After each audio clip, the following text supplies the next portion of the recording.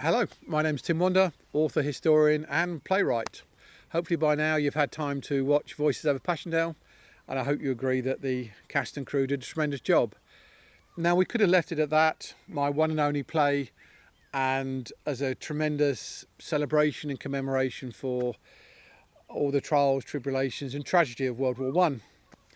But as with me, there's always another play inside, and there was more story to be told. Peter Pendleton Eckersley, I've worked, written, researched about him for 35 years. I worked on the biography of Eckersley with his son Miles, called Prospero's Wireless, many years ago. If you can find it, it is an interesting read. And I decided there was more story to be told, and we need to go into the birth of British broadcasting, especially now in 2020 with the 100th anniversary. Eckersley is an amazing character, DJ, comedian, raconteur. He is the first and true pioneer of radio broadcasting. We decided to put a play together called The Man Behind the Microphone. To be performed at Northwood House again, done exactly the same in the round. Really, this in part jumped over the Melba tests and experiments with Ditchman Round in 1920, because that was a subject for a different play called The Power Behind the Microphone, to be formed in Chelmsford. Sadly, as we now know, due to the huge worldwide pandemic of C-19, that's now been curtailed, although there will be some events to commemorate that on June the 15th. So The Man Behind the Microphone carries on the story of Peter Eckersley. It takes him through the birth of the BBC, and it will take him into a whole new career which we knew little about, but I've been researching, which is his work in Nazi Germany, ostensibly working with the propaganda machine, but as a spy for MI5. It's a great story. It's a longer play, but the cast and crew started rehearsing at Christmas, and we managed to put it on stage in March of 2020, and we were the last event. Literally the night we locked the house up, the house remained locked down for the last 2 months, and we don't know when it will open. We still had great audiences. 60 people on each night turned up, with many obviously apologies, but again, this is a testament to the cast and crew. We wanted to put it online so people could watch it for those who didn't have the chance to attend.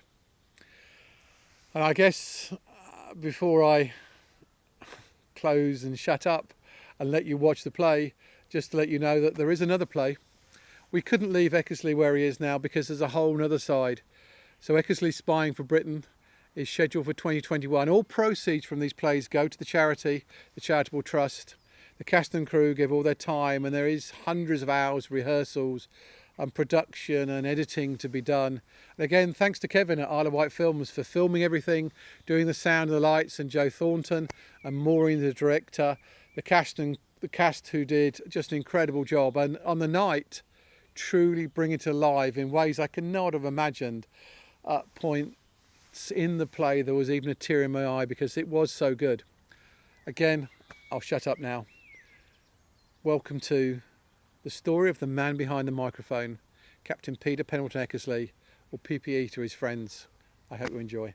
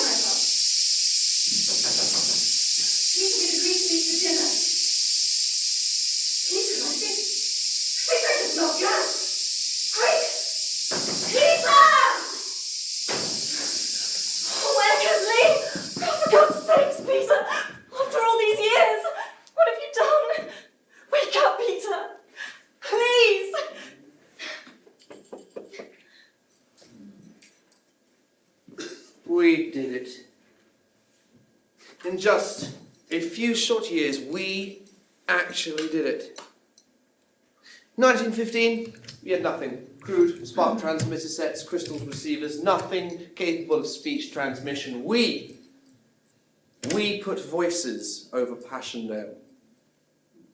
By the end of the war, we had 600 aircraft fitted with my Mark III telephone system. We had 1,000 ground stations on the ground. We had 18,000 radio engineers manning them. And for all the good it did, all that progress trod into the mud of Passchendaele. Do you know, they're now calling it the Great War. Well, let me tell you, there's nothing great about it, nothing at all. Well, suffice it to say, I am now out of uniform, and I'm off to work at the Marconi Company. My first job will be the older Hounslow Heath aerodrome. Yes, indeed. Unfortunately, it looks like a beach holiday in Margate doesn't quite cut it to a nice international flight somewhere abroad. We're looking at possible sites for airports now. One in particular takes our fancy, a small little part of West London called a Heathrow. Well, here's to progress and the confusion of my enemies. Is to a long life, and a merry one. Quick death and an easy one. Pretty girl, another one. Pint of beer, a cool one. Here's to wives and sweethearts. May they never, ever meet. That would be a terrible, terrible thing. And finally,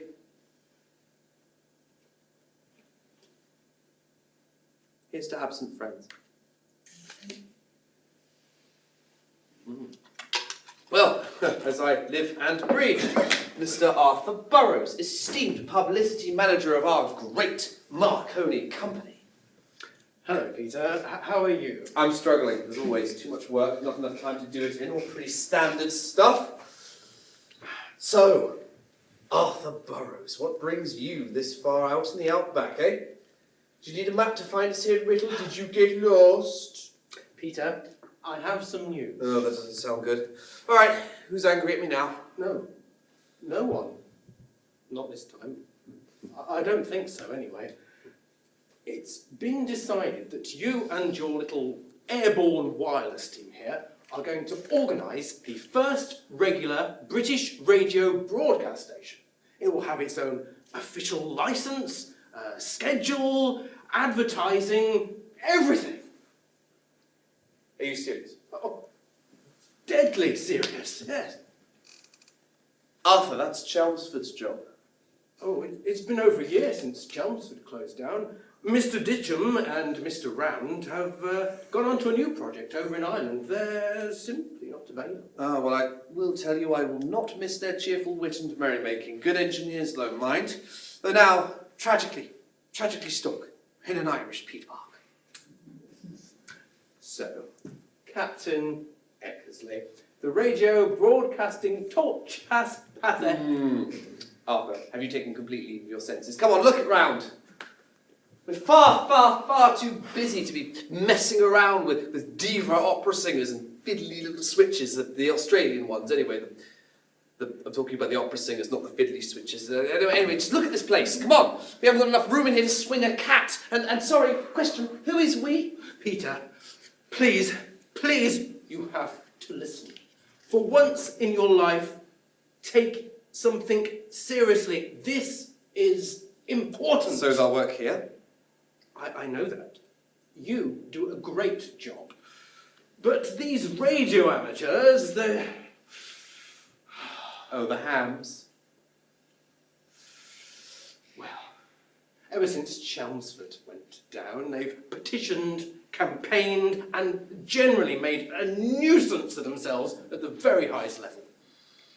Well, I've always found them to be very jolly nice people myself. They've finally got their broadcast station. No more temporary call signs, no more one-off concerts, no more experimental equipment. This is an amazing opportunity, and we're giving it to you. We should be so thankful. Oh well, c'est la vie, c'est la guerre. Or as my dear old Gabby used to say, c'est la pomme de terre. Life is a potato. Peter, please focus. You have to listen. Please take this seriously. You do know we don't actually have a running toilet in here, or water, or food supplies of any kind. There is a pub, though, down the lane. Gorgeous waitress there. Peter, just shut up! All right.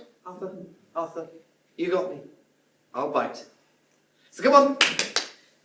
Tell me this little foolproof plan of yours then. What exactly do you want me to do? I want you to do whatever it takes. Anything. Everything. To keep broadcasting in the public eye. Just imagine if all the people out there bought a radio from us. Or we could charge a license fee. Or broadcast paid adverts. Who knows where this can go, but I do know that this is a bit of history in the making, and we have to do it now. And we have to do it right. So that is the plan. Sorry, no, I'm really not with you on this. Please continue. If we broadcast, the people will listen. Maybe we could get a smaller singer in to sing live? Well, I will admit the Aussie girl was a little big framed, if you know what I mean, Arthur. Peter, don't be facetious. You know what I mean. Some local talent, perhaps. Someone from the West End. I'm led to believe you may know some actresses. Local talent. Yes. One girl in particular does come to mind. One Miss Nora Scott. Met her a few years ago in London. Look forward to meeting her again. I'm sure you would. Well, I've made some agreements with the Chapel Music Company, and they're going to supply us with their number 2 wind-up gramophone and a selection of records suitable for broadcast. What is the matter with their All we have one? to do is give them a mention every time we introduce each record. Yes, Arthur, I can see that getting very boring very quickly. Look! All you little chaps have to do is light up the valves. Tune it up, get it transmitting, introduce each record, nothing else. I'll handle the PR and all the content, nothing else. No need for anything else, no frivolity or hijinks. Peter, are you even listening, please? That's the problem, Arthur. Frivolity, hijinks. They're my middle names. It's Pendleton, actually, but no, relax. Relax, Arthur, don't worry. I think I can handle discretion as well. Probably. I know it's not in your nature, but there are some rules. You can only broadcast once a week for half an hour after normal working hours. You must shut down after every 3 minutes for 1 minute to listen out to any interference that you may be causing to legitimate services. And a few other things. There'll be no more money. All of this will have to be done in your own time. And any fees for any expenses for any artist will have to be met by your own pocket. Sorry, that's a good deal.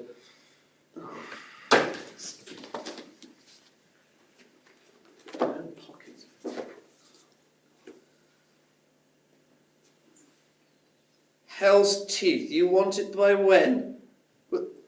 February 14th, St. Valentine's Day. Yes, this year, 1922. Are you mad? That is 2 weeks away, Arthur. I'm sorry, that's the date that the licence starts. All the press release and all the advertising has already gone out. Oh, thanks for the heads up there, please. Right, got it. spare transmitter from Croydon. We'll rig that up. That gives out a kilowatt all week long. I don't care. I don't care how you do it. Just make it happen. I suppose we can try and play some of your gramophone records. The most important thing is that you turn up on time every time. And Peter, this is important. Please, whatever you do, please try to control the more extreme parts of your nature. No problem, Arthur. No problem at all. Get going on, man. Don't let me down. Don't embarrass me or the company. Thank you, Arthur. Goodbye. Oh, Arthur, just one thing. My house, my rules.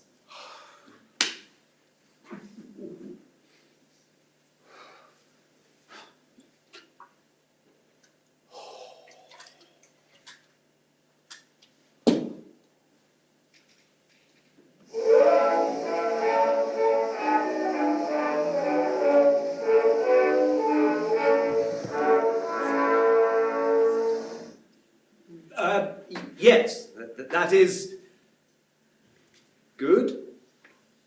Yes, very good. I think now that we're... Sorry, that's over. Now? Yes, well, that was the first concert from 2MT Reto at Marconi, closing down. Are we off yet? Yes? What? No.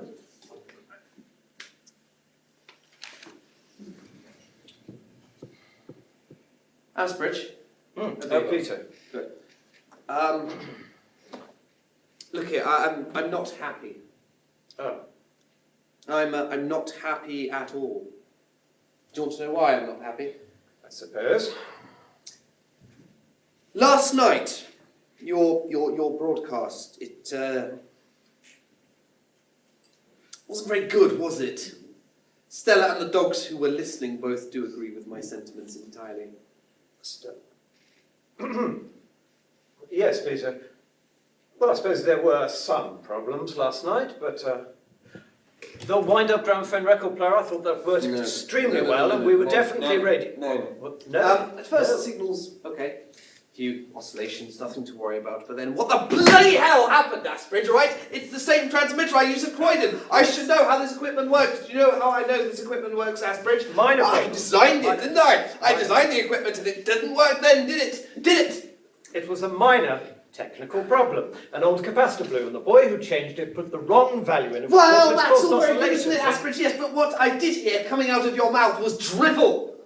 It was boring. It was awful. If that's how I'd review it as stale, awful, and boring. If I was a newspaper article, in fact, it was so stale, awful, and boring, I wouldn't bother to report it at all. I expected us, Asbridge, to be front-page news.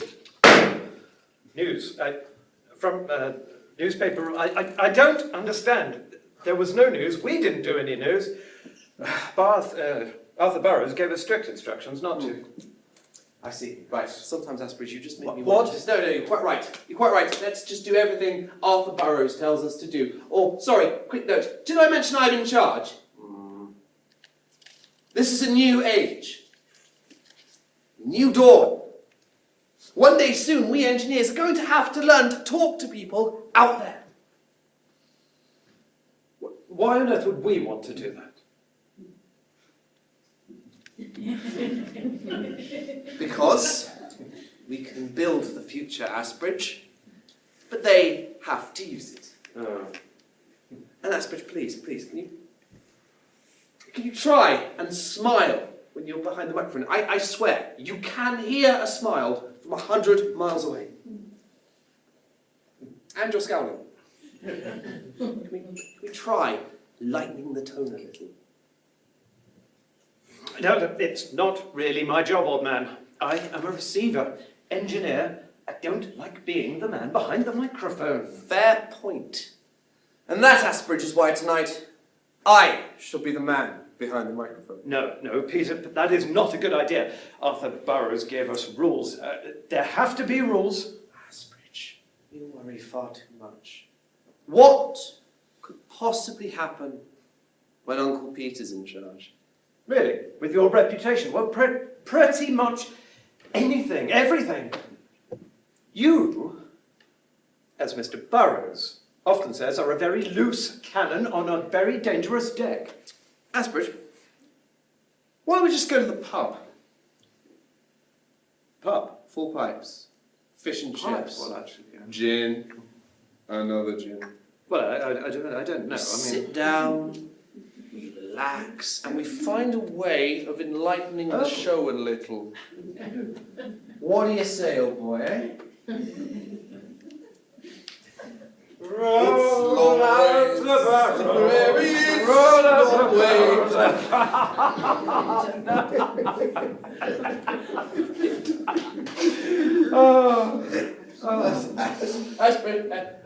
Yes, Peter, I'm here. Oh, there I'm you here. are. I'm here behind you.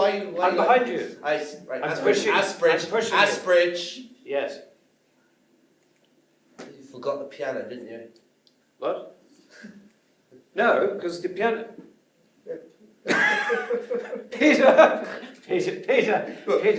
we need the wheelbarrow to fetch the piano, and you're sitting in it. In fact, you've been sitting in it all the way from the pub. Oh, blast it! Now I'm going to have to go all the way back to the pub with the wheelbarrow to fetch the piano, and I'm not entirely sure why. Peter, look, do we really need the piano tonight? I mean, it's dreadfully out of tune. Yeah. And you can't play the piano to save your life.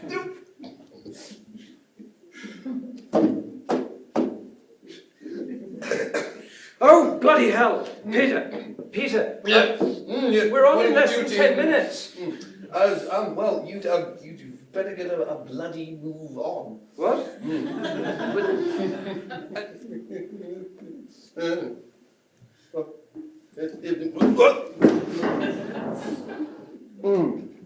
Piano.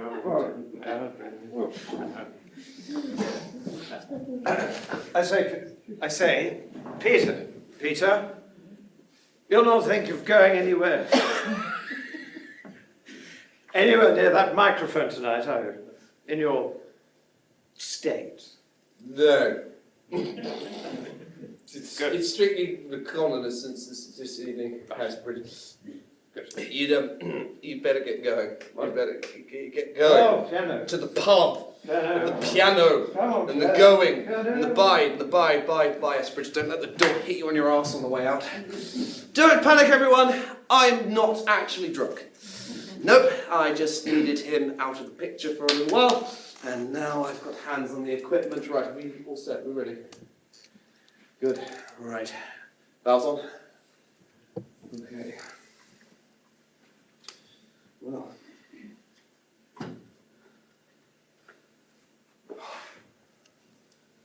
All right. Let us begin.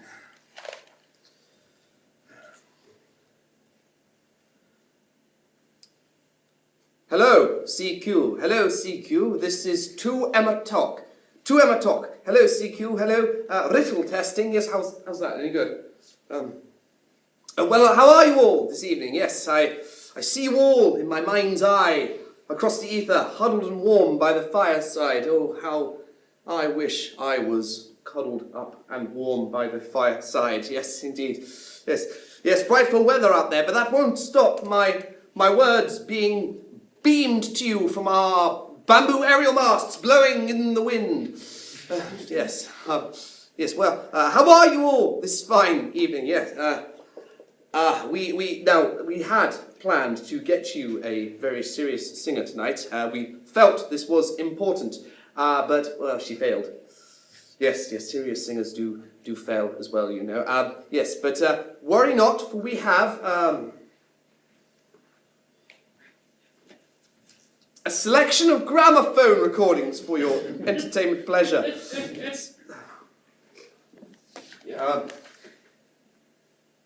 Yes. Actually, news just in. We've just found out that our famous Italian tenor, Gridlico, is going to sing for you now. Yes, I can't believe it. You can't believe it indeed, but it is coming to you all the way from Rome. Can you believe it? I can't. Yes. I'm not quite sure of the technicalities of it all. And there may be some interference. Yes, indeed. There may be some jamming. Yes, there may be some oscillations. Woo, woo, woo, woo.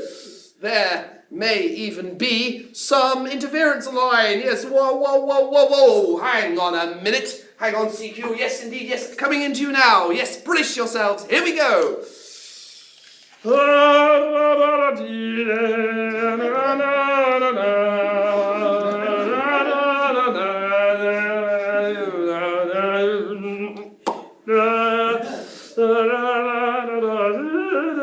Yes, did you enjoy that? I thought that was rather good. It was yes, CQ. Appears now we have to close down for a full 3 minutes while we check for any interference we may be causing to legitimate services. By the way, does that make us an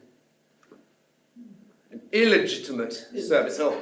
Oh, I do hope it does. Yes, indeed. Yes. Are they saying that we would be a bunch of bastards? Yes! Oh, my goodness me, I do hope so, yes. I mean, I know my parents were married. Not to each other, of course. Indeed, yes, I know.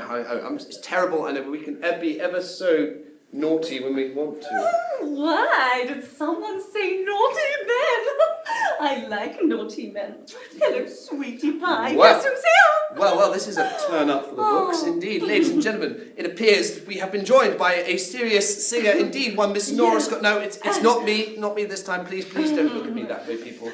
Why, hello, my dear Peter, and hello, dear listeners. Yes, it's me, here again, Nora Scott, sending all my love to everyone out there in Radio Land.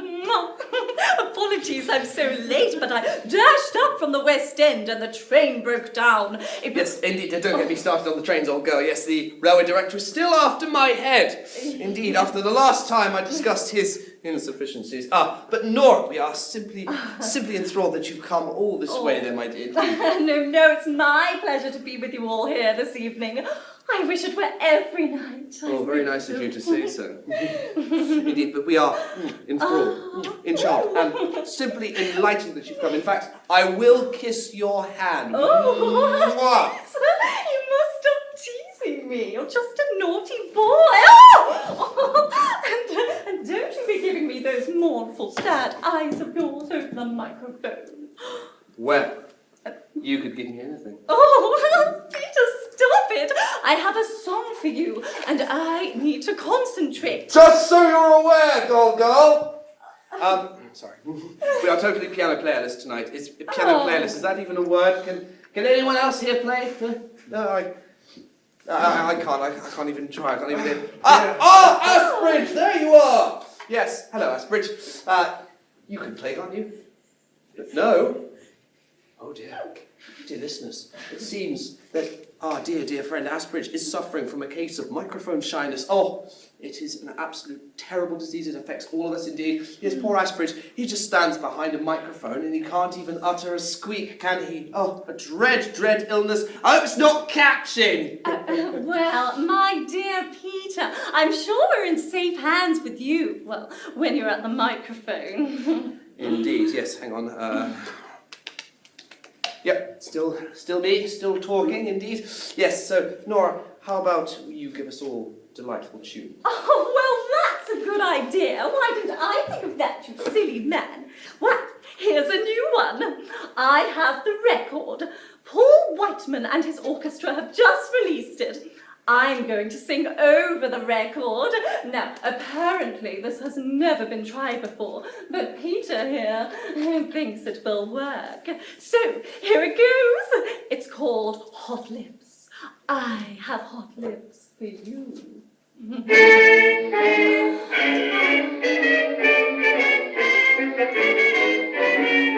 He's got hot lips.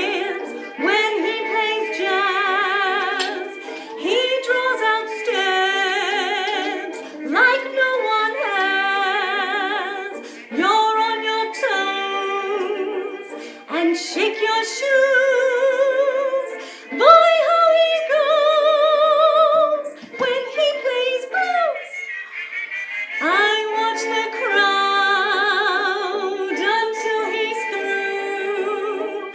He can be proud, they're cuckoo too. His music's rare, you must declare. The boy is there with two hard lips. He's got hard lips. My word, hot lips indeed. Yes, ladies and gentlemen, I give you the fabulous, wondrous Miss Nora Scott. Nora, my love, that was absolutely wonderful. I know.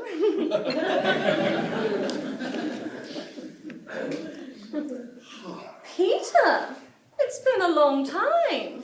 Too long. I thought you'd lost my number. Nonsense, old girl. No, just been busy. Civil aviation and all this broadcasting malarkey really eats up my days. I hear you got married. So they say. Stella, nice girl. Children? Somewhere. So your days are busy then? And my evenings as well. And what about your nights? Long. And sometimes very, very lonely. Well, perhaps we can do something about that tonight.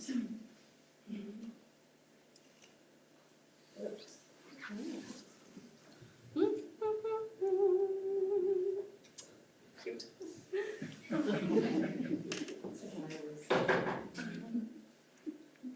Is that you, Peter? Well, of course it's me. Who else would it be? Well, I hoped it would be you, but I'm never sure of anything with you. Oh, thank you. So, are you staying tonight again, mon chéri? Please don't call me that. You know I don't like it. We're really on go. Actually, perhaps I should get back to the little woman and the crumb snatchers. Yes, you know, last night she was almost cross at me. Well, just tell her you're working late. Something to do with your little radio station. Isn't that what you always tell her? Isn't that what you tell them all? Christ.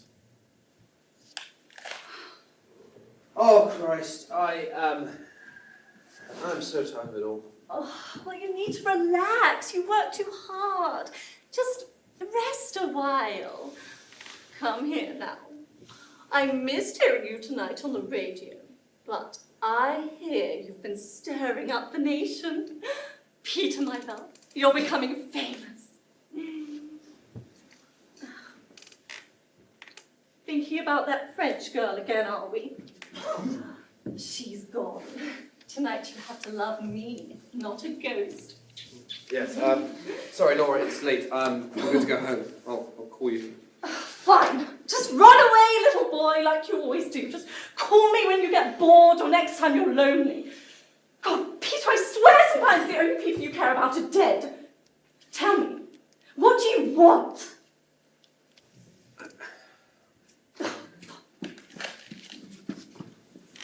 Peter, I have some news.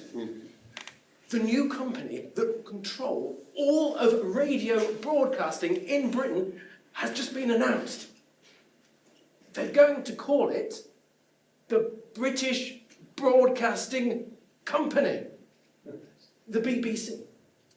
Yes, I do think it probably took an extraordinary amount of imagination to come up with that name. Well, this new BBC will be transmitted for the very first time on the 11th of November from my little 2LO test station in London. I also have to tell you, I'm going to be leaving the Marconis to become the BBC's first programme manager, effective immediately. Arthur, that is one hell of a technical achievement. You're quite sure this BBC has a future? I think so. I hope so. But Peter, You started it. All of this is your idea. Everything that we're going to be doing, you first did at Whittle. I have to show you this. The BBC. The BBC has your name all over it. So what's the plan then? Well, we're looking to recruit people, good people, the best. People who like to challenge the established order of things and hang the consequences. Now, who does that sound like? The managing director is Mr. John Reith, and we'll be looking to. He'll be needing a chief engineer, and we're aiming to cover the whole country to give reliable radio reception on a simple crystal set. Live music, shows, plays, even comedy. Everything that you started in your little hut, but with an audience of millions. Well, best of British luck to you. Of course, that's an extraordinary technical challenge. It's going to need long range, short range, probably large repeater transmitters all over the country. You see, Peter, this is your world. Will you please consider it? Me? Leave Marconi? Leave Whittle? No. No, Arthur, no, I couldn't ever leave my beautiful little 2 talk. She's my baby. Besides, what would all my listeners do without me? That's all well and good, Peter. But this new BBC is going to be smack bang in the heart of London with 1 million people on the doorstep. We will control the airwaves. All of it. I don't suppose that any small private company stations will be allowed to keep going once we get started. Really? Well, look here, old man. You try to shut us down. We'll run a little pirate flag up one of our little bamboo aerial masts, and we'll declare ourselves a pirate radio station. Arr! So, charming an offer as it is, Arthur, I shall have to decline. But good luck. You're going to need it.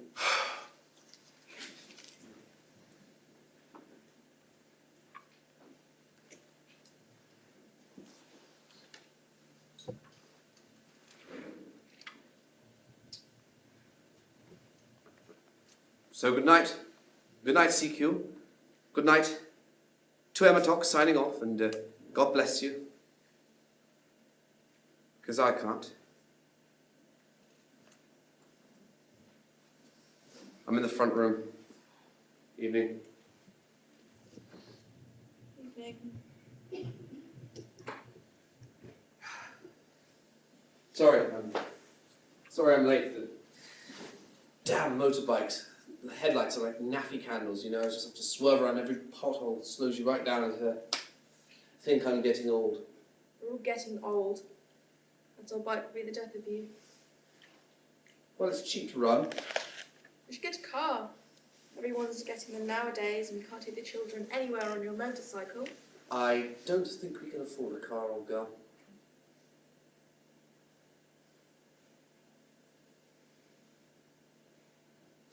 So, did you hear my show last night? I must say, it was absolutely extraordinary. I was on absolute brilliant form, as always. No, I didn't have time. Oh, what a shame.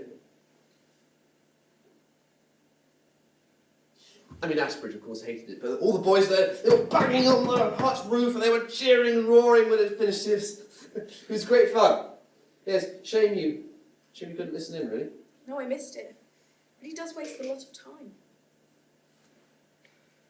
Well, it's good fun. I enjoy it.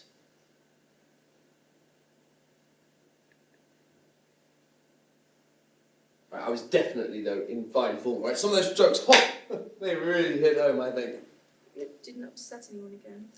We need your job, you know. We need the money, lots of costs with the children growing. So you tell me, dear, every day.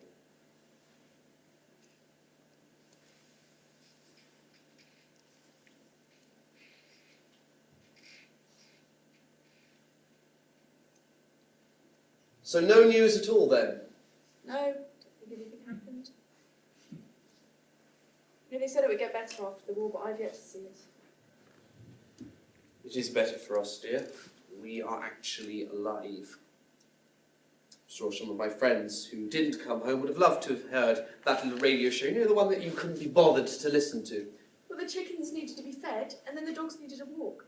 And then your children would go to sleep. Well, you should have let them listen in then. You could be far too rude for children. Nonsense. The children don't understand double entendres. It is all very, very popular with my fans. Not our children. They don't see you very much. Could always go upstairs and read them an old-fashioned story from an old-fashioned book. As you wish, dear. Not now, you idiot. I just got them off to sleep. Your damn motorbike hadn't woken them up. Stella. Along with half the town as well. You know I always turn off the engine 3 streets away and I push the bike all the way to the house anyway. Turns out I've got a new job.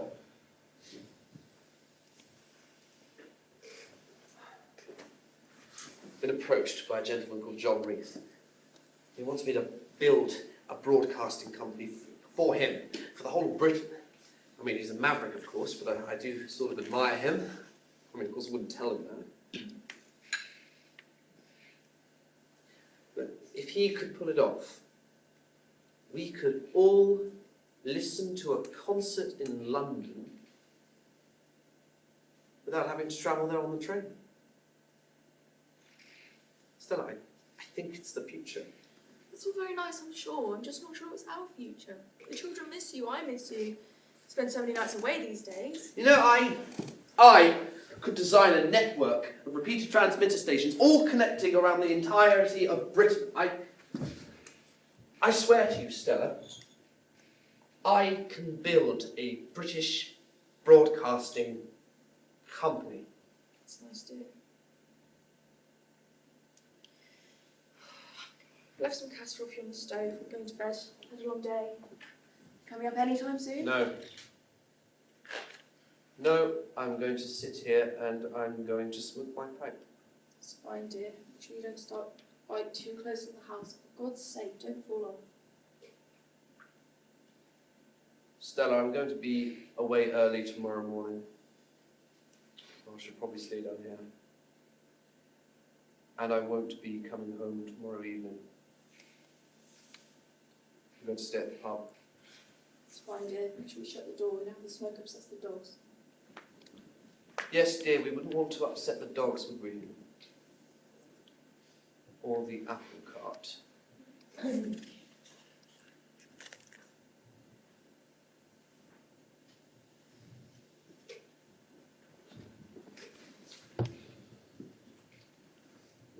What did you hear?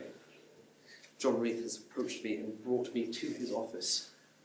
He's invited me to come work for him. Leave Marconi, leave Riddle, close down 2M Talk. No more boroughs. I mean, no more Asbridge. But damn it all, I'd be in charge of it all. Me. Mind you, I would have to tell Stella. I would have to move to London. Bloody hell, it sounds like fun.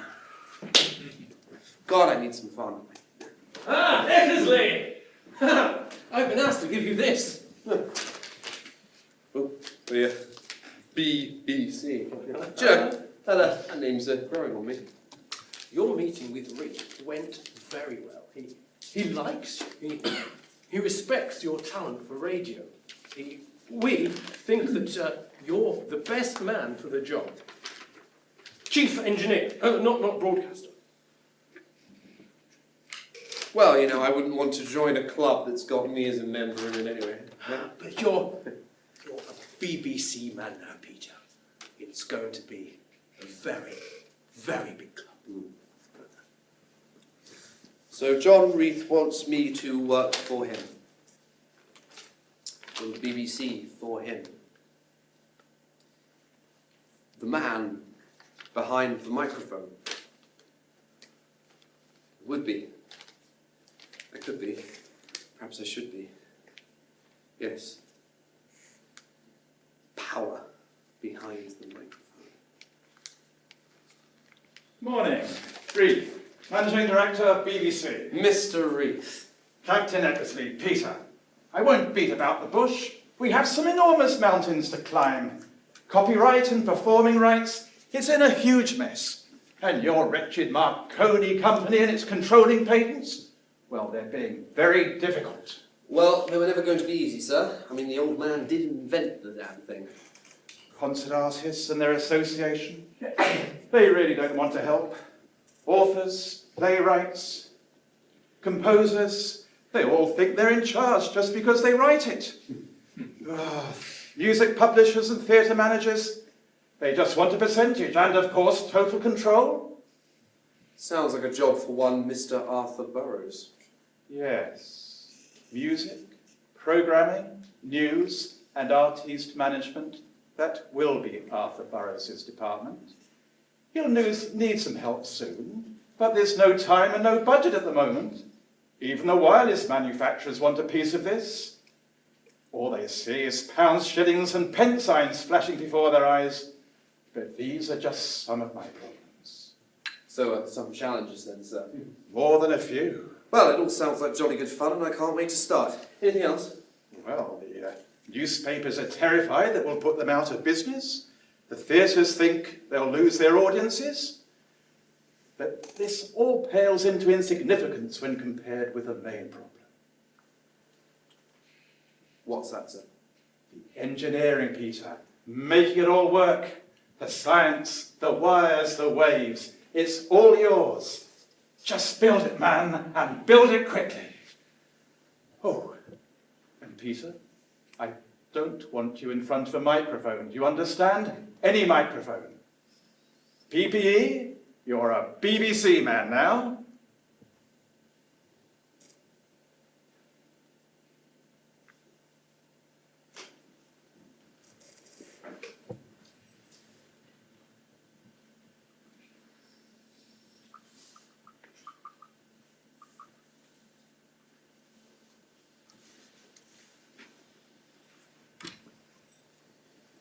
Man behind the microphone. So, good night. Good night, CQ. To Emma Talk signing off, and God bless you.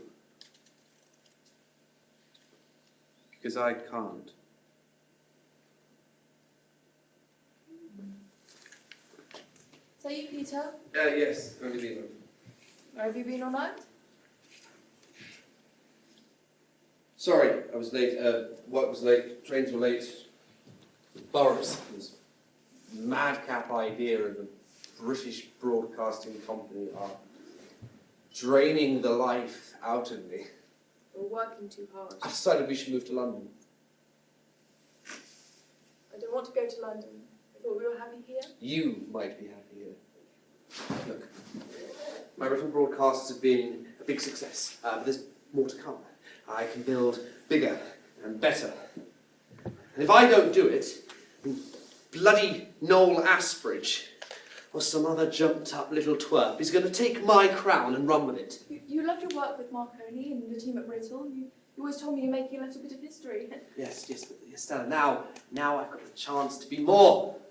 I could be the man behind the microphone. No answering to public schoolboys in stupid pressed shirts. No, I say yes sir, no sir, yes sir. All right, I've had my fill of that. It's my turn.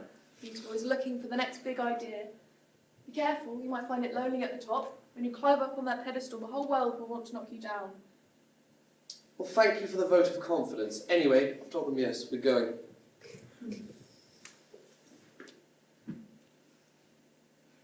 I think you are making a mistake. Come on, Stella. You know when I speak, people listen, so let them take their best shot. You always love telling people about yourself. Seems everyone knows what you do. Come on, girl. Enough of this, eh? I'm not going anywhere. Especially not you. I mean, you'll always be there, won't you? You'll always be there to pick me up and dust me off when I make a mistake. I'm sure someone will, but I think it won't be me. Stella, I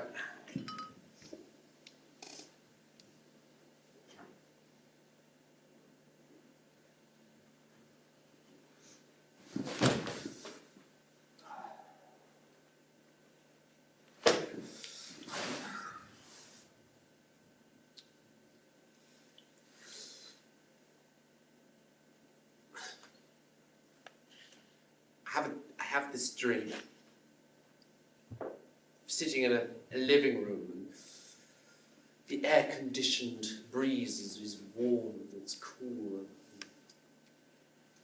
And there in front of me there is a television screen with numbers running up and down it.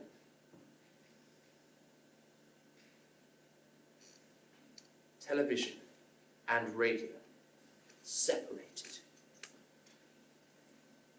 If I like, I could watch about a tennis match.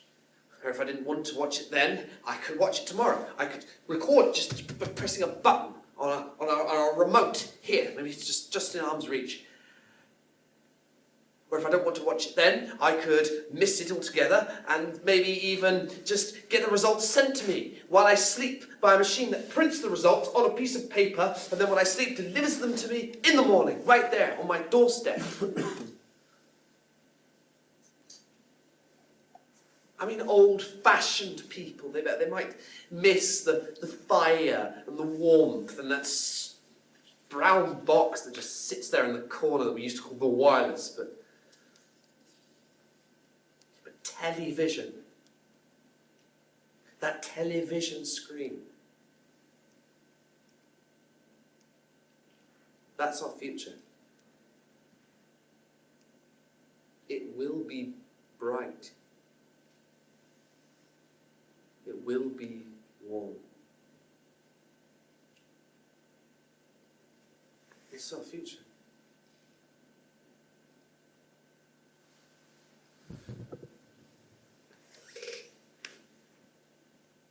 But not built by the BBC, I think.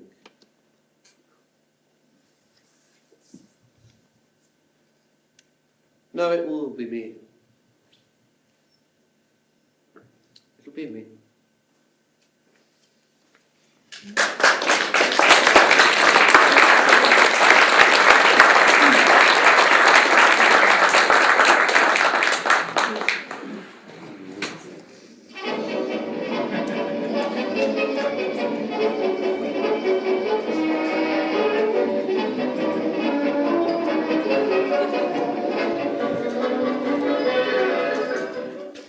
Oh, here we go. I suppose that Peter is going to make a complete fool of himself again, as usual. I fear so, old boy. Still, Ashbridge, it is Christmas. We have had another incredible year. Yes, we have made some good progress, I suppose. So, Ashbridge, are you going to step on stage tonight? Be good to wrestle that microphone from Peter before he gets too comfortable. So you see, it's not really my job, so it never has been. Still, He really is quite the wit. I think the stage was always his calling. but you see, this is why dear Peter can never be allowed near a live microphone. Safe hands needed there, Arthur. Keep you the voice of the nation to avoid consternation. Bravo, well done, my boy, well done. Sir John, Arthur, Ashbridge. How was it, eh? Sorry, I couldn't resist a few digs at the service and all that. Oh no, I'm sure they all found it hilarious. Very well done, Peter. What does this make? 6 Christmas shows? Probably. Who's counting, eh? Still got plenty more left in the tank, though, I do assure you.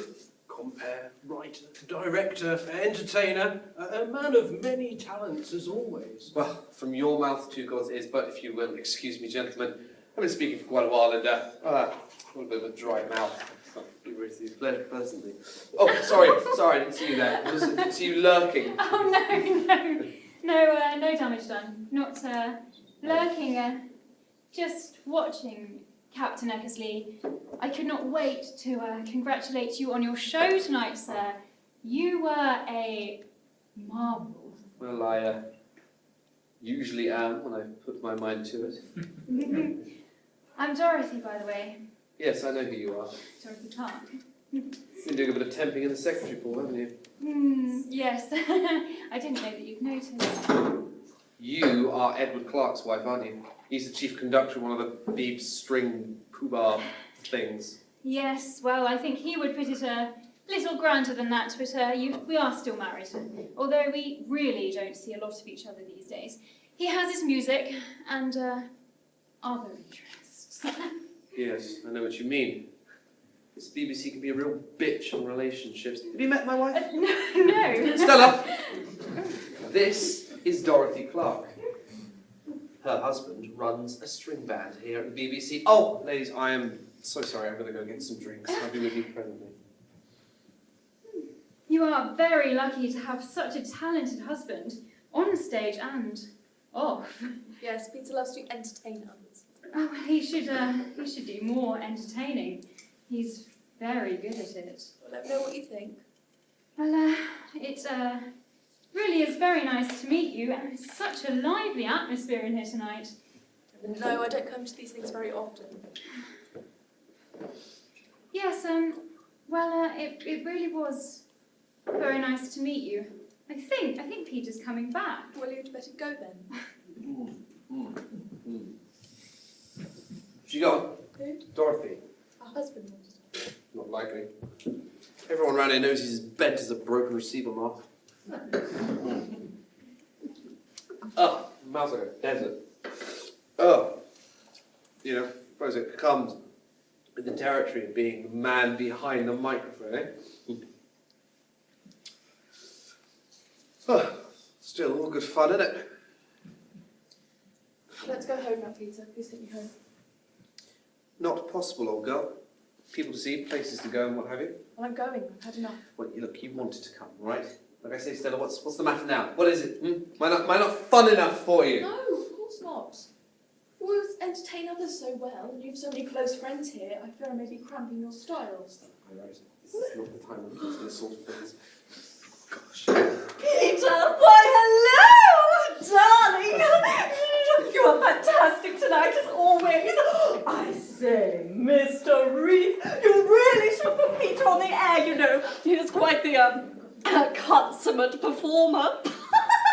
Behind a microphone, of course. But he really is so funny and the audience is just lapping up. Yes, you did very well. He always does well, but I'm sure Mr. Eckersley knows his place, young lady. And where, might I ask, is that? I'm not sure we have been formally introduced. Oh, I'm sorry. Sir John, this is Miss Nora Scott. She's an excellent singer and performer from the West End.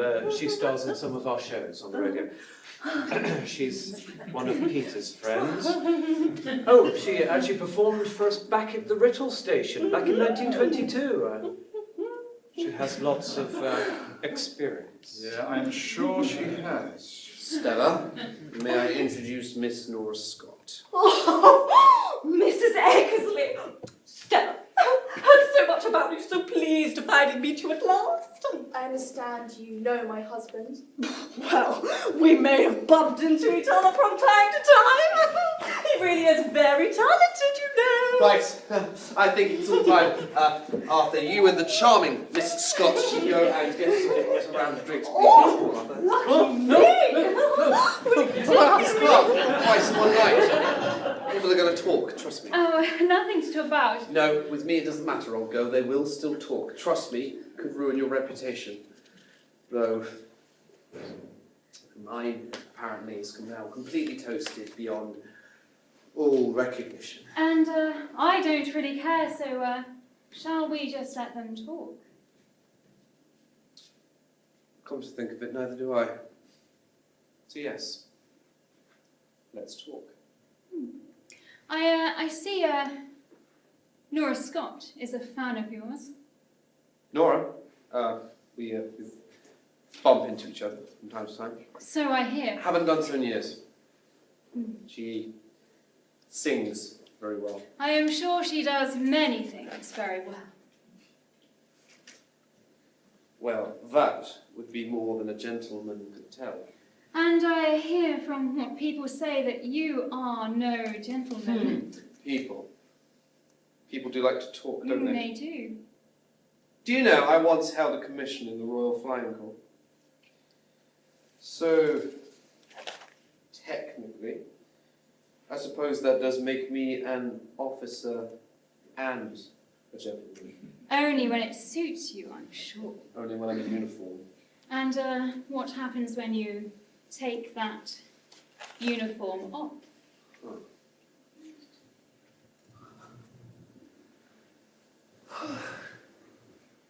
People are talking. So, let them talk. Doesn't matter, does it? I'm tired of skulking around in hotel rooms. We even have to hide here in Germany. We are not hiding here. We're just lying low. Lying low for who? Surely not your wife after all this time. No. No, of course not. No, it's just some static at the BBC, you know. You should have seen the expense reports. Reith went absolutely ballistic. I mean, of course, it had to be your name on the receipt, didn't it? So, you worried about your husband? Oh no. Edward is fine with us. He's got his other interests, as we know.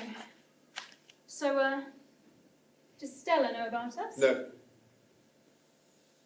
Probably no. She's always suspecting something or someone, but really hasn't got the guts to ask, thank God.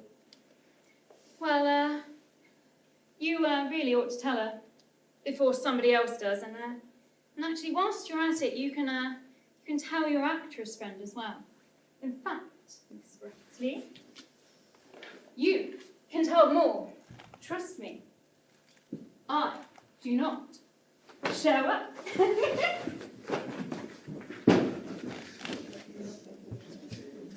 Sir John, I really must protest. I mean, I know he is a fine engineer and his staff do like him and, well, even the public seem to like him, but the man is a menace. He's totally out of control. I swear, no company secretary is safe while he is around, and married or not. Oh, and you know now that he's sleeping with Edward Clark's wife. Openly. And in public, the man has no decorum and no shame. You have to act. But he is Peter Eckersley, chief engineer. He has built the BBC up to nearly 800 engineers and 10 main stations. Dash it all, he invented the relay network, and now the whole British population can hear at least 2 channels. Yes. And he did it all in 5 years. I don't think the BBC can afford to lose him. He's a damn infuriating genius. Not as much as you might think. Hell's teeth, what has your bitch of a wife told Stella? Peter, how dare you speak to me like that? Compose yourself and remember who you're speaking to. She just told Stella what was going on. It was time she knew. The whole of the BBC is laughing at her, laughing at you. I would respectfully ask, sir, that you do stay out of my bloody business. It's between me and my wife. This whole office is rank with your womanizing ways. I swear, Eckersley, I could strangle you with my bare hands. Take a look at yourself, man. You're out of control. I'm out of control. Do you know what I am? I'm sick of always looking over my shoulder, and I'm getting very sick of pulling Asperidge's knives out of my back. Eckersley, you simply can't speak to me like that. This is the last straw. For goodness sake, man, sort yourself out. It is simply unacceptable. You have to end it, and end it now. Tell that damn woman it's over. Go back to your wife and let's get on with the business in hand. Your business be damned. I'm going home. To the woman I love. Hear me, Eckersley, and mark my words. I won't be able to protect you forever.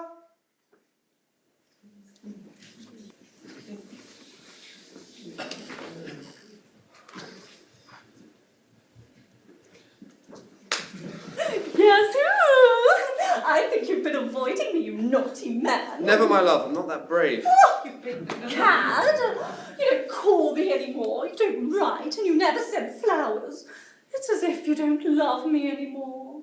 Mon chéri. Please don't call me that. You know I don't like it when you call me that. It's still the most delicious thing to see the look on your face when I tug at the old heartstrings. Yes, old memories, old girl, best left long ago. Anyway, I've been into the BBC twice this week to sing some songs. I saw Mr. Burrows, but you avoided me. Never, my love. No. I know you did. I remember a time when I could disturb you at any time. I remember you liked to be disturbed, especially by me, in your office, with the door locked. Yes, I've been very, very busy, you know, old girl. Civil aviation and broadcasting and work and... Anyway, now that you're here, how about we go to the pictures? Oh! We could escape into the silver screen. Oh, it suits you. But it wasn't some silver screen romance I had in mind. Well, in that case, Nora, my love, I'm sorry for being such a complete gooseberry, though actually more probably a raspberry, actually.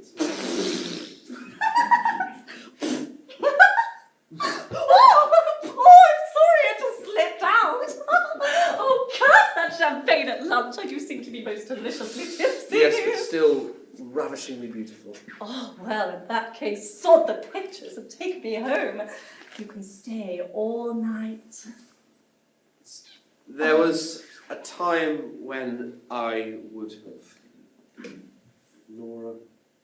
Nora, my love, you are shameless. Well, it's your loss. Shame, really. That dashing friend of yours, Cecil Lewis, hasn't stopped phoning me. Handsome chap. And a war hero. He hasn't got a wife hidden away at home. Unlike present company, then. But it's not the little wife this time, I think. As usual, Nora, my love, you know me too well. I hear that there's a new lady warming your bed, and apparently she has you twisted around her little finger. Dorothy something, is it? Might be. Peter, my love, you were a true force of science and engineering, and I would back you in a straight fight every time. But mark my words, you need to watch this one, Mr. Captain Eckersley. She's bad news, and she's locked onto you like a homing pigeon on heat. Or maybe that should be a homing vulture. I'm a big boy, you know? You don't need to tell me. No, you shameless hussy. What I meant was, I can take care of myself. I very much doubt that. She has all the equipment, and I don't doubt she knows how to use it. You will weaken and fall as always. So, you here to cure me? Or corrupt me? No, not this time. I'm here to pick up the pieces, like always. We're similar people, you and I. We run too fast to live properly, or love properly. Life less ordinary. More a life most lived. So, are we leaving? I'm with Dorothy. Actually, you're still married to Stella. Not for much longer. Well, I'm not either of them, so perhaps you should spend the evening with one of them instead. Nora.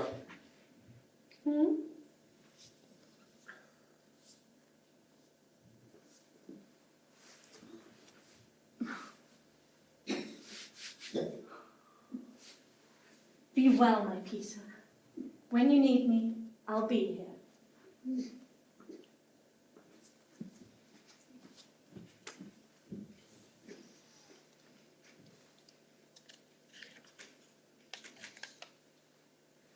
Peter?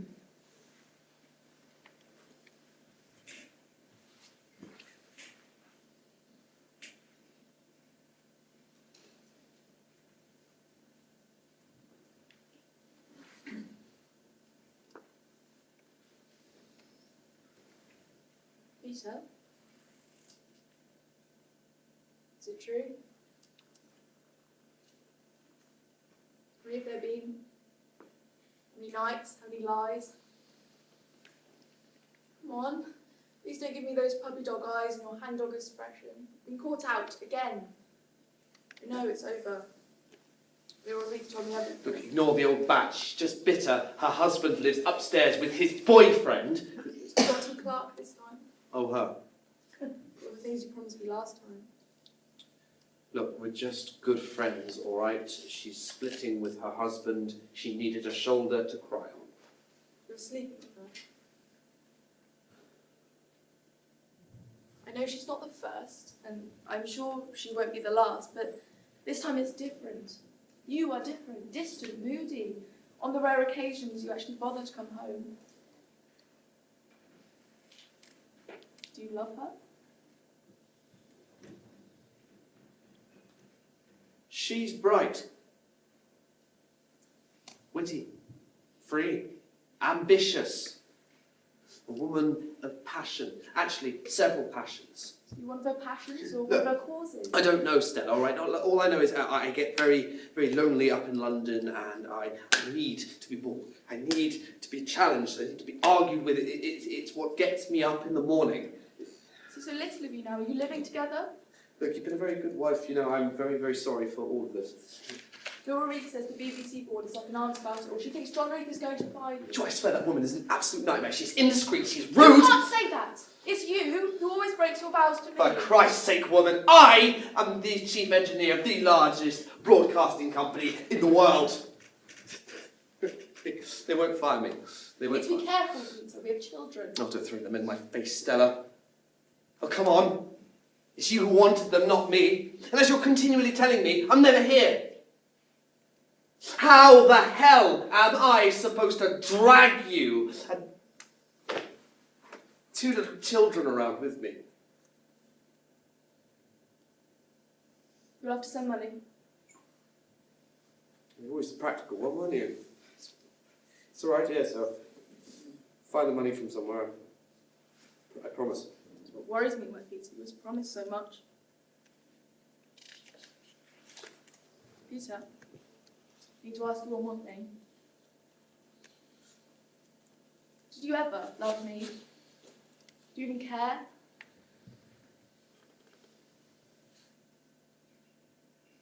I'm sorry you got dragged into all this.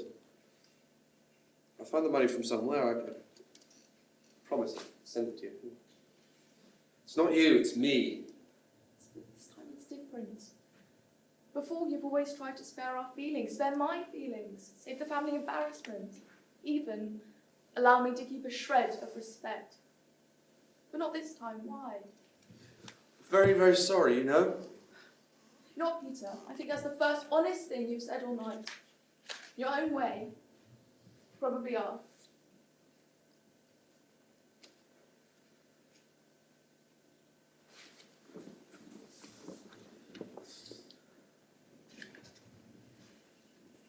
How did she take it? Like a trooper, but it's done. It's all right. It's over. Of course, I can't really lose the job right now, old girl. Of course, you know I have to send money. Do you know what I hate most of all is the BBC and their genuine lack of vision, complete lack of imagination. It's driving me to distraction, and yet they've got all the time in the world to gossip completely openly about you and me. Peter, listen to me. Get a grip. They don't deserve you. Screw them all. No, I've got a far better object for my little Peter, wait, just listen. There are bigger things than the BBC out there right now. There is a change coming. To Britain, to the world, to Europe. So your husband's up to his neck in it then? Well, Edward has already taken sides with the bloody Russians. Can you believe it? I can't even look at him. It makes my skin crawl. I won't let you make the same mistake. There will be a new order, new positions of power for men with vision, men with ideas, men like you, Mon Chéri. Please don't call me that, or as you know it makes me really, really angry, all right? Christ, man, grow up! Your Gabby died in a battlefield over a decade ago. I'm sorry she died a horrible death. I'm sorry that you never had a body to bury. You lost so many friends. It's so sad. But really, 10 years of grieving. When is enough enough? Is she really the only girl you ever loved? Well, maybe she was the only girl who ever loved me. Well, calling out for her in the night is not going to bring her back. Now, go and look those stuffed shirt bastards straight in the eye. Job or no job, I may have an offer for you, and it will change everything.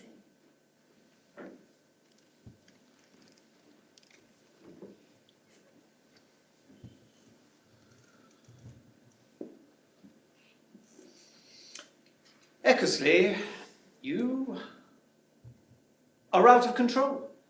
You know this. It was all good fun, falling out of wheelbarrows and chasing skirt back at Rittle, but now you are a mess man. You really are the very worst. You seem to think that you are above the normal morals and rules of society. I'm afraid the decision is made. It's out of my hands. The Board of Governors has decided, but I'm still not sure the BBC can survive another crisis of confidence. Oh no, Sir John, trust me. The BBC is bigger than one man. And you know Peter has openly challenged you time and time again. The BBC needs a new chief engineer. It is time. Now I could make the whole engineering department tighter, more efficient, and less personality-led. Now, of course, I would continue Peter's legacy, but I would strive to take the BBC to a new stage. And, you know, he's not a fan of your new television ideas. Yes, he tells me it's not ready. He says the Marconi team are developing a much better electronic system. But it should be us, sir. The BBC should drive and control all of it. Not Marconi. And definitely not PPE making those decisions.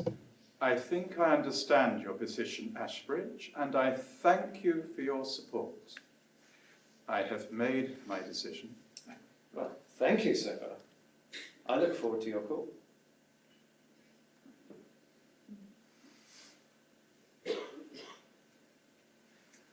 You have to go. The directors are unanimous. I warned you time and time again, adultery is simply unacceptable, and you continue to flaunt your affair in public. And now I even have to read about you and that woman in the press. You promised to end it. You lied to my face. What were you thinking? I was thinking, sir, it's my own bloody business. I don't understand. What is it about this whole affair that is so terrible? What is it, all right, that the public think that it somehow compromises my ability to do my job? You are sucking me, aren't you? Under what grounds? I should sack you, damn your eyes, for gross misconduct, rudeness, and outright stupidity. Christ, John. I built this company for you. I made all of this possible. I built the BBC. I made you. Sir, I will accept your resignation with regret. You can have a 1-year severance payment, £1,000, and a consultancy contract for a year. But by God, man, you have to leave now. Over Dorothy, all of this. All right, John, we were together once. We took on the government. We took on Winston Churchill, and we won. We made some powerful enemies in the process. But why? Why does it have to come to this? Why? ends because of that woman. Well, at least she is a woman. I mean, come on, how is Charlie boy, by the way? My son, you have strayed from the paths of righteousness. Peter, for the good of the BBC, you have to go, and go now! Peter, this is our chance. A new beginning. Well, it feels like a massive ending to me. Peter, I want you to come with me tomorrow to a local school. It's a rally. A friend of mine, Sir Oswald Mosley. He has bold new ideas for this country. He's forming the new party. I want you to see and hear him. You already have so much in common. Like what? Well, for one thing, you are both flyers. Old soldiers bonding and all that. And he will be bringing his mistress as well. You pair of boys. Aren't we all so deliciously naughty? Who's she? She's Diana Mitford. We're dining with them both at 8 after his talk. He's using her to communicate with Herr Hitler. He has bold ideas to broadcast commercial radio from Germany all the way to Britain. He wants to challenge the BBC, and he needs a technical expert. He needs a chief engineer. Peter, you're the expert. I have my moments. If you really don't mind, Dorothy, just right now, I am very tired. It has been a very long day. Yes, well, it has been a long day. And tomorrow morning the sun will come up, the world will keep turning. So what if Captain Peter Eckersley is no longer at the BBC? It seems as though we are fighting over nothing. It is very easy for you to say all this, my love. You aren't the one officially unemployed.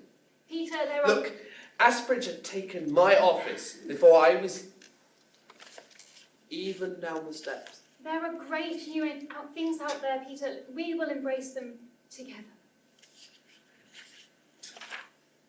Peter. No, I feel like Mephistopheles. Who? Mephistopheles, the demon of Faust legend. Yes, that. Public schoolboy education always shines through, doesn't it, my love? So, did you make a deal with the devil?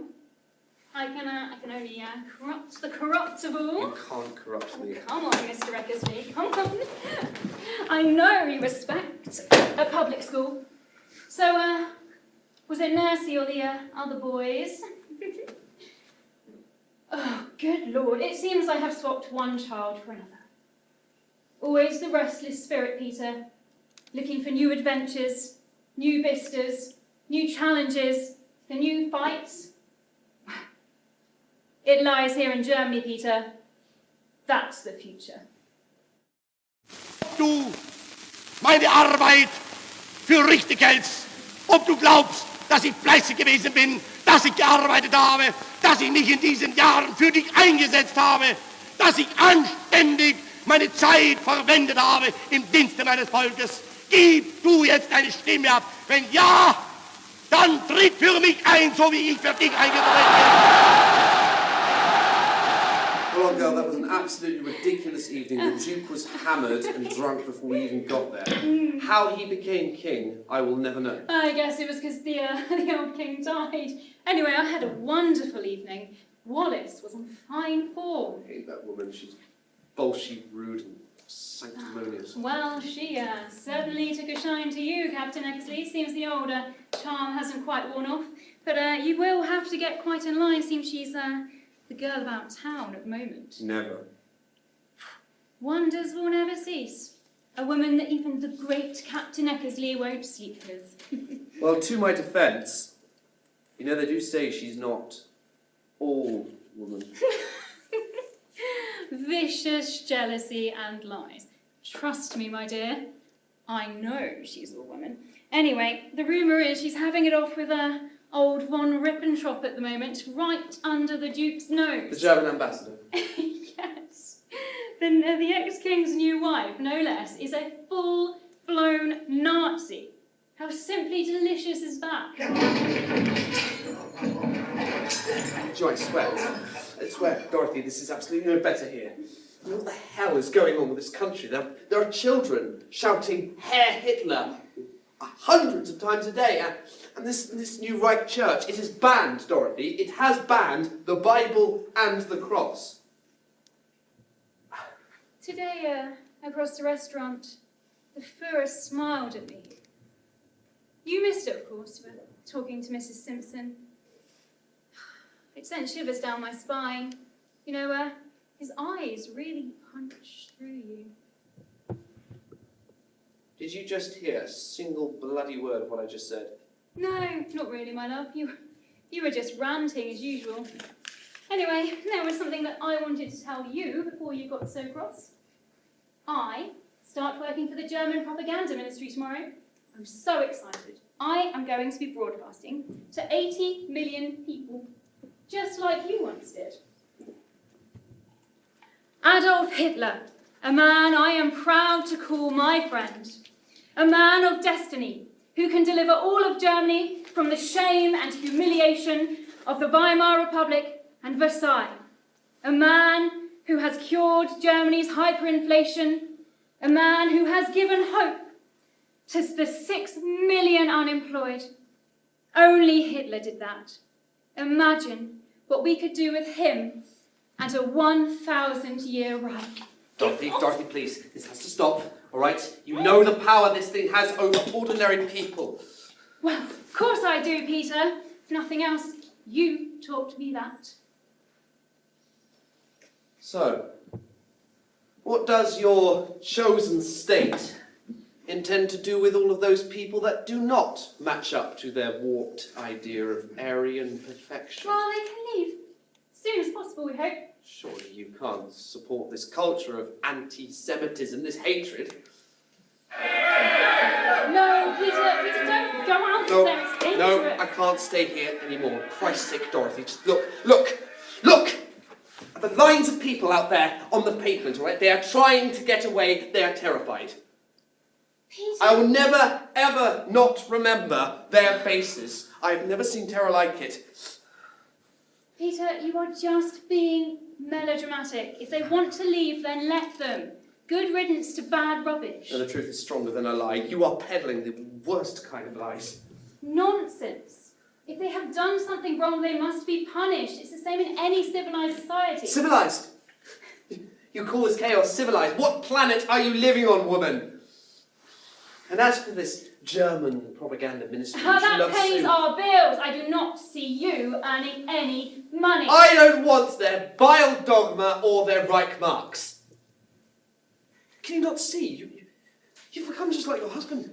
You're just conducting people, but far, far more dangerous. I know what Edward chose. I know what I choose. What about you, Peter? What do you choose? Mon chéri? Well, this must be what you're telling all those friends then back in London. How terrible it all is here. I saw you scribbling away the other night. What were you writing? The most powerful social experiments in control and subjugation I can conceive of. I don't know what you're talking about. You know you can't lie to me, Peter. I know all your secrets. I know about all those meetings in the park with the strange men in the trench coats. My brave anti-establishment husband is a bloody British government spy. So, Peter, who is it? MI5? MI6? SIS? The British Secret Service? Pray tell me, Captain, who are you spying on? Our hosts, the Germans? Diana? Lord Oswald? Me? Are you telling them all our secrets? All our juicy bedroom talk, you bloody sad, pathetic little man! I'm spying for my country, you stupid bitch!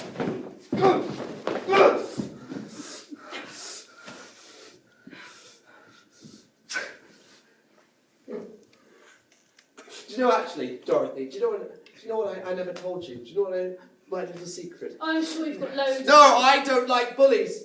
Of course. I didn't like them at Bedale School. I didn't like them in the Royal Air Force. I didn't like them at Marconi's. I didn't like them at Writtle. And at the BBC again. I fought them with everything I had. And you lost, Peter, you lost everything. No, do you know what, old girl? You know what? This reminds me all of a terrible, terrible Faust play.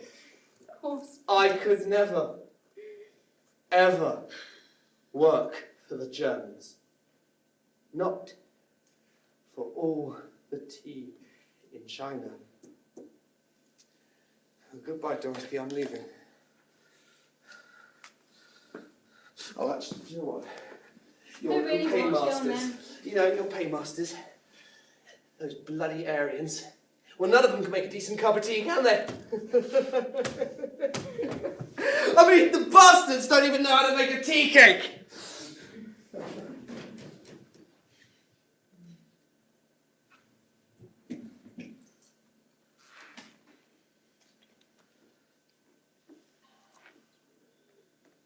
Hello, yes, can I speak to a Sir Leonard Graham, please? Yes, it's Peter, PPE. Really, that's very interesting. Well, why don't you tell him that I did actually invent his company and the damn name for it? No, please. Yes, you're right. All right. Well, can I then speak to Sir Leonard Plug then, please? No, quite right. No, you can't talk to me. No one can talk to me. Yes, you've been very helpful. Thank you. Goodbye. Arthur Burris, it's been years. I need your help. Peter Eckersley? It's been years, but... Oh, Peter, we can't have this conversation.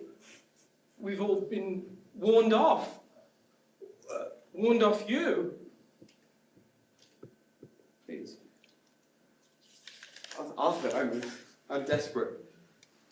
I've literally rung everyone. I've rung John Reith.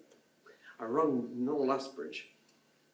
None of them will listen to me. None of them will even take my calls. I can't even find my brother Tom.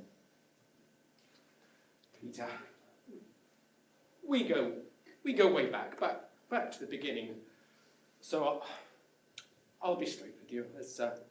There's been a hell of a lot of changes since you went native with Dorothy over in Nazi land. Reith has left the BBC. Pushed out by all accounts, kicking and screaming and not at all happy about it. Good. Glad Winston Churchill got his revenge in the end. Probably. You know, he never forgave you for not obeying him during the general strike. As for Ashbridge, he's chief engineer, and they even gave him a knighthood. Christ. Sir Bloody No Bloody Asbridge. I hope you know it's going to be a very, very snowy day in hell when I call him that. He was never your greatest fan. Actually, it was calling him bumface to his actual face at the IE that was the final straw. Bloody funny though. Well played, old man. Bumface. Oh, but look, none of this matters. They've pulled your security clearance. You're basically blacklisted. Nobody can talk to you while we're at war. That's ridiculous, old man. Look, I've spent 3 years over in Germany, spying for my country, for MI6, and for all the good it did. Bloody hung me down to dry, didn't they, the bastards? Ah. Look, I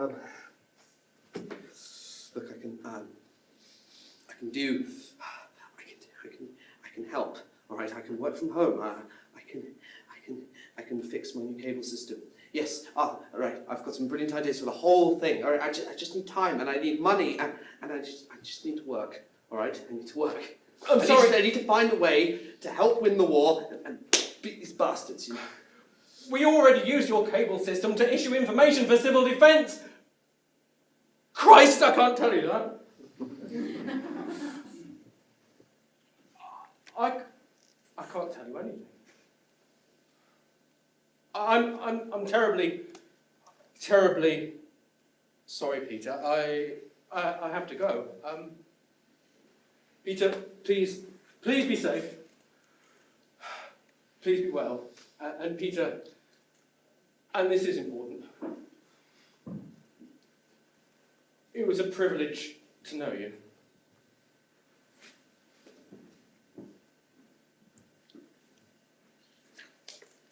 Oi, you! You're that bloke Eckersley from the BBC. The radio guy. You used to be a big shot. You're just a bloody Nazi. Come here and I'll show you what we do with Nazi scum. You a spy too, then? Ha! Your bloody wife was on the radio this morning. A posh bitch with a squeaky voice. Slagging off old Winston, she was. Should be shot. Go back to Germany, Nazi scum. London calling. This is London calling. This is the BBC Midnight News. This is Alva Liddell speaking.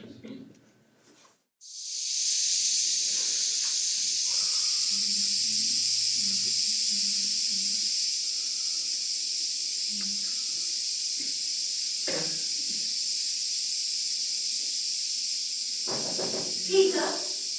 You there, my love? Peter, we'd agreed to meet for dinner.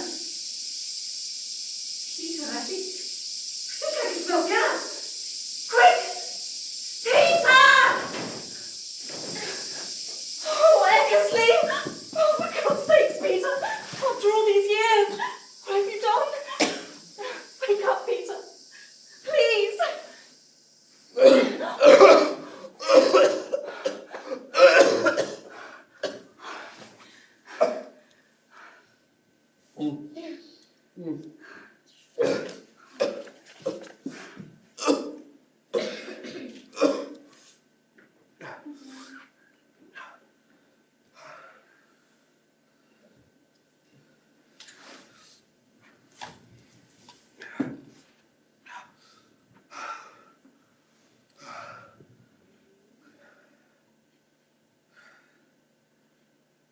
Nora, once again, my love. Thank you.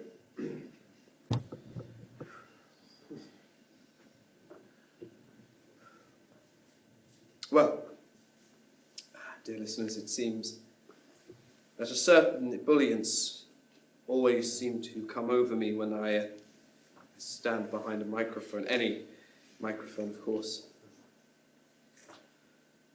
But unaccustomed as I am to public speaking, yes, it seems this little device here does seem to bring out the very best and, I dare say, the very worst in me.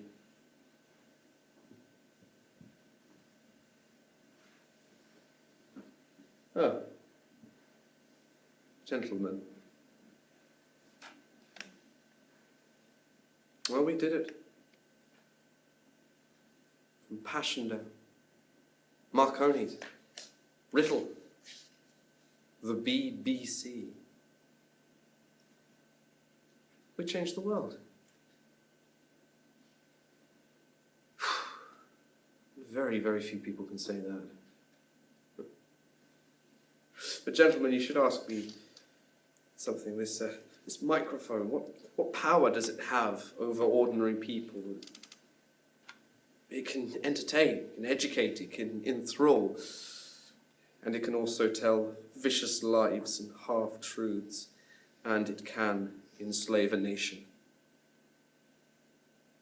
I saw it. And in the end, I got to fight against it.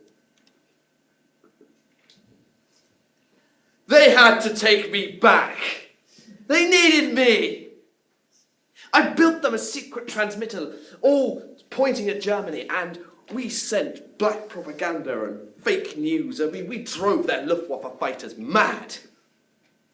And then, 1944, we managed to convince them that we were invading somewhere else, and we did. And yes, at times I was broadcasting against the ex-wife. Oh yes, Dorothy, the ex-wife. You know, they tried her for treason. Tried to string her up, along with her friend Lord Haw-Haw, but give the girl her due. She was always a survivor. Though I never saw her again.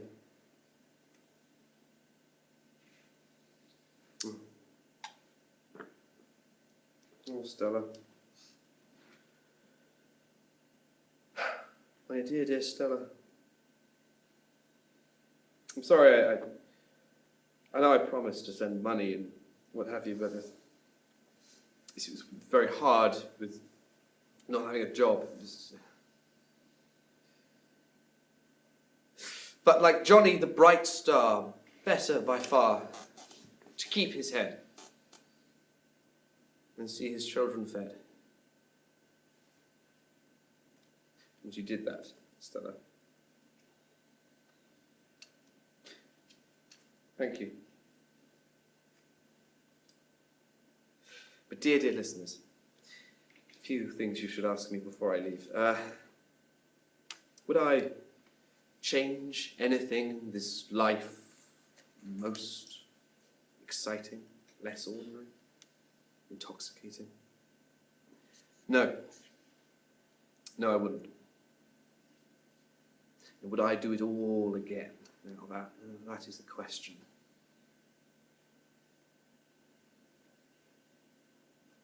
Of course I would, in a heartbeat. I mean, yes, I could have been kinder, and yes, I should have maybe been a little smarter, and I should have made more money. But you know what? It really was really rather fun.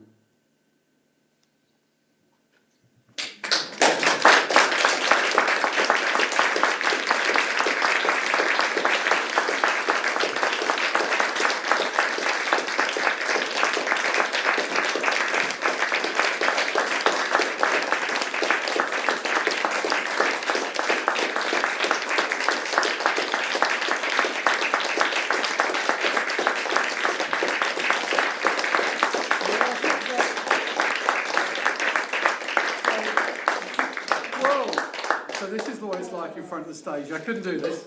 Ladies and gentlemen, what a fantastic cast and what a great crew.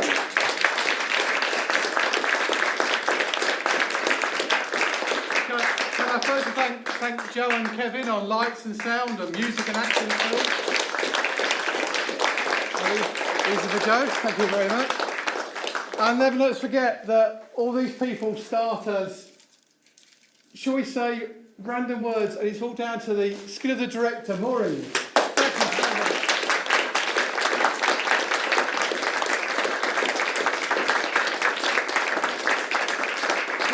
the long-suffering seller.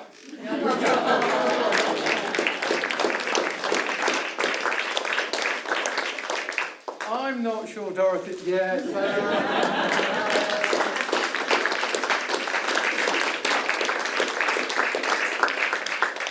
And for the lovely tipsy Nora Scott.